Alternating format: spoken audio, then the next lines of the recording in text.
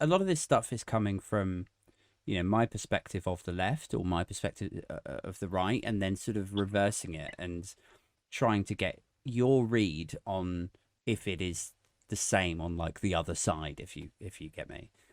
So I suppose to give you my example or my perspective of the Labour Party over the last few years, one of the things that frustrated me about it was when Corbyn rose up to the leadership.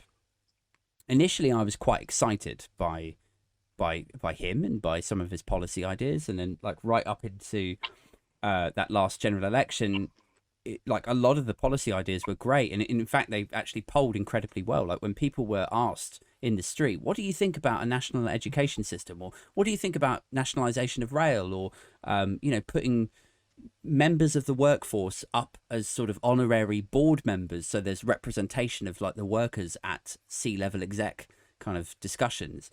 All of these ideas polled really well until the people knew that it was a Labour policy. Like as soon as you attach the name Labour to it or Corbyn to it, people were like, no, no, no, no, no.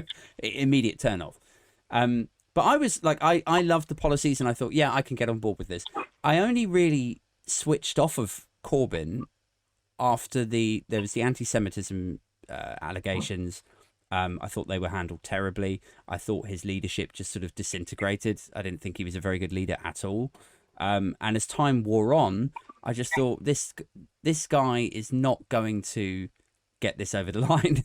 He's like, and then things seemed to go from bad to worse, and it got, a lot of the right-leaning tabloids would refer to it as kind of wokey politics.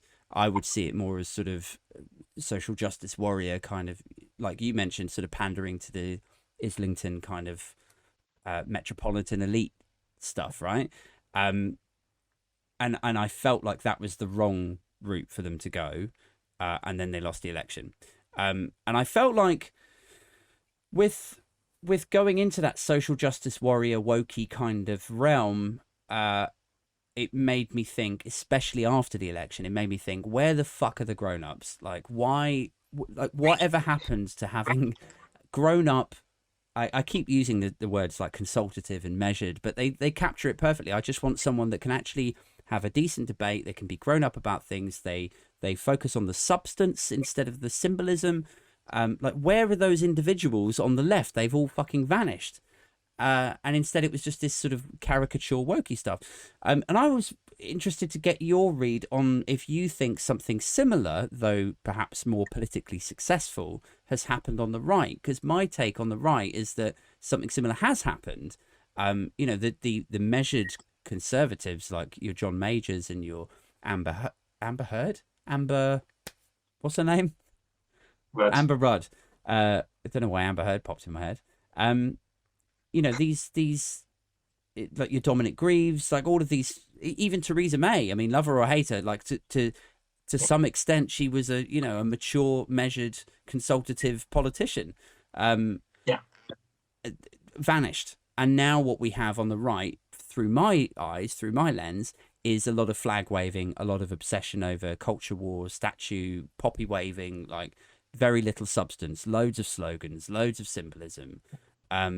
So in the same, quite a lot there to package there. There's quite a yeah, lot. sorry, I guess the nuts and the bolts really are. I felt like the left collapsed into parody, and from my eyes, it seems like the right has also collapsed into a parody of itself. Is that your perspective also? I guess.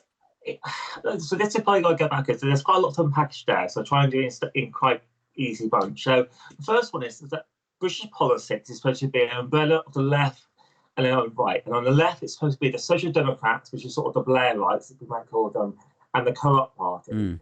And they are a mix of different ideas, and some much more left on the other, and then some much more centre left, and then some are quite left.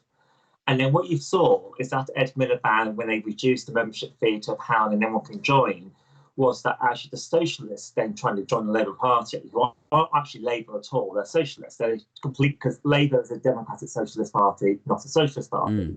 In the same way, Hitler was national socialist, and that's completely different and much more to the right than democratic socialists. And people mix the terms together. Mm. But if you understand his biology, they're actually three distinct, quite different terminologies. So I think on the left side, you had the situation, and probably Corbyn is, I think he just sort of told him all they wanted to hear.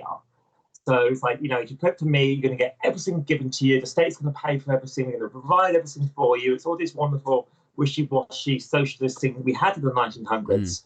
And we've had it all before. And unfortunately, what became quite realised quite quickly on that side was he couldn't deliver what he was going to give you because it was never possible. And any case of socialism that we've seen around the world have always failed, or ended up into dictatorships where it doesn't become democratic, it actually becomes anti-democratic because they try to control it all. So we saw on the left side of the party the diselection of Labour MPs, and you're trying to get rid of anyone who was opposing. So, Corbyn's been a career, been a backbencher.